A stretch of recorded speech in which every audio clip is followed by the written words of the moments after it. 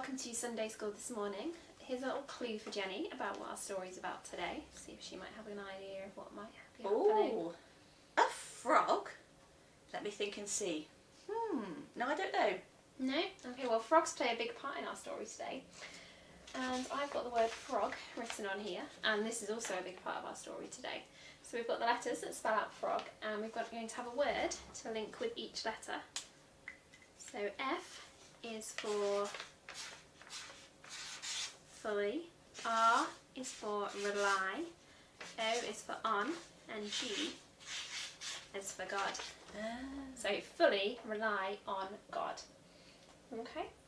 So since God is so powerful, we know we can always fully rely on Him. And in our story today, we're going to find out about some people who have to put all of their trust in God.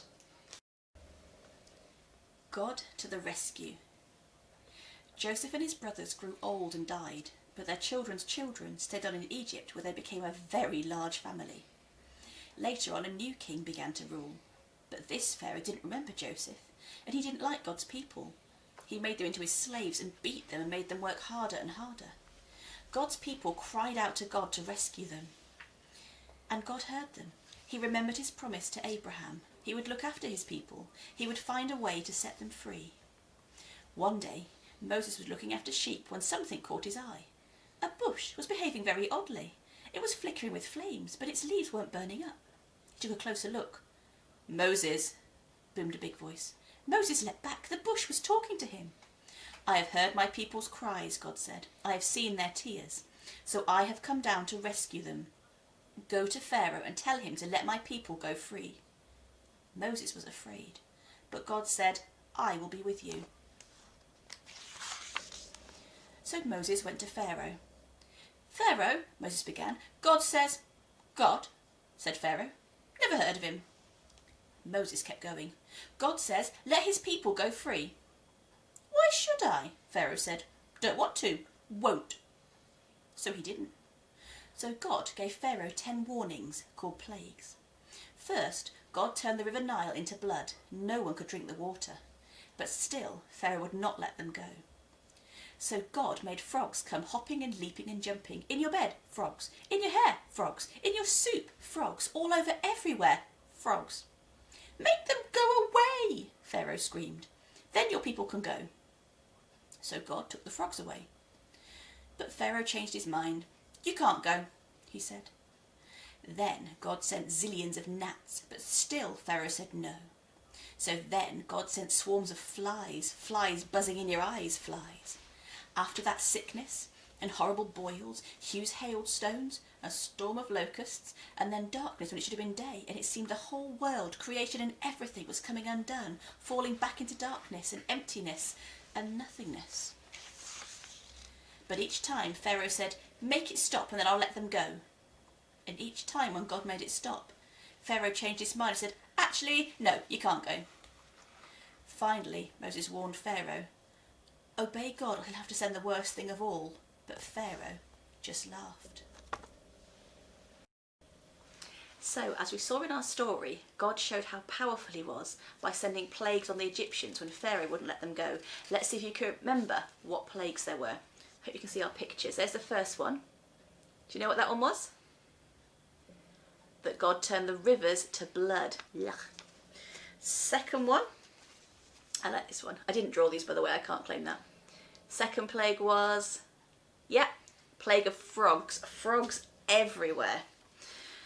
The next plague, I think he looks like a woodlouse, but he's not, was gnats. Nasty, bitey, nibbly gnats. And then, flies everywhere. You know what happened next? It was this one. That poor cow. The livestock, all poured it and all the livestock died. Next, it was the people's turn. Boils and spots and sores everywhere. All the Egyptians. The next one, you shout out what it was? Hail. Hailstone that cut things to pieces everywhere. And then we had this one. Locusts that eat up all the crops. No food for the Egyptians. And the last plague we looked at today darkness all over everywhere. God showed the power he had by sending these plagues. Pharaoh thought he had the power by saying no each time. But Moses continued to rely on God because he knew that God was the most powerful. And as we go on to next week, you see there was one last plague that God sent to show he was the most powerful. Frogs were a huge problem for the Egyptians, but the word frog can help us remember that we can fully rely on God. So today we're going to make a little band to help us to remember that. So I've just cut out a strip of paper and I've got my pen ready. So on here I'm going to write, fully rely on God.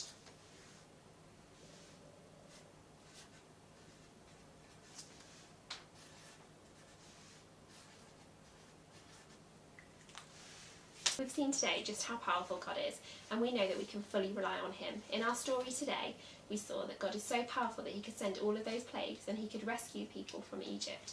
So for your band today, you can write on it, fully rely on God, and then you can get some tape and stick it together to make a band that you can wear. And every time you look at this, you can remember that you can always trust in God for everything you're going through. From the story today, we've seen that God is powerful enough to do anything. It's our decision whether or not to rely on God. Moses chose to rely on God because he knew and believed that God is powerful. We can use our bands that we've made earlier to remind us that we need to fully rely on God at all times. Can you think of any times where you might need to put your trust into God and rely on him? Oh, I think definitely with the situation at the minute, with lockdown and not being able to see the people we want to see, it can make us really worried inside, but we know if we trust, we can choose to rely on God, that he's in control and he knows what's going to happen even if we don't. Also, perhaps if you know someone that's poorly, we can hope the doctors know what they're doing and we can rely on their expertise, but we can trust and rely on God that he is all powerful and he knows exactly what's going to happen. Definitely. So whatever you're going through at the moment, whatever kind of week you're having, just remember if you've made one of these bands, keep it somewhere near you where you can keep looking at it, and it will just help you to remember that you can always rely on God. Hope you have a good week and we'll see you next week.